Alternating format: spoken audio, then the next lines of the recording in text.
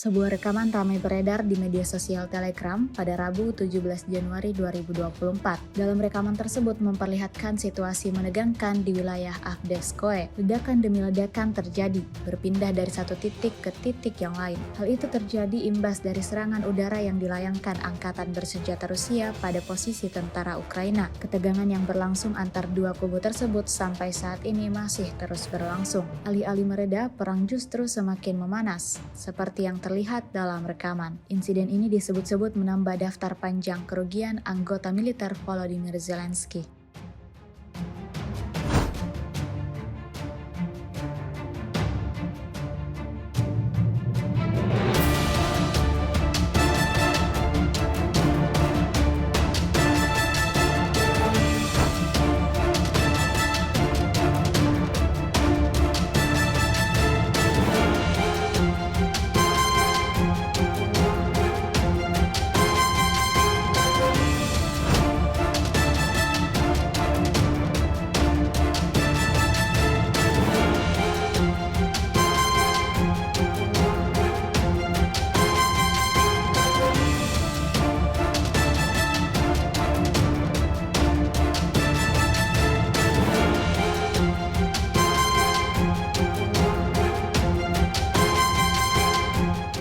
Download Tribun X sekarang, menghadirkan lokal menjadi Indonesia.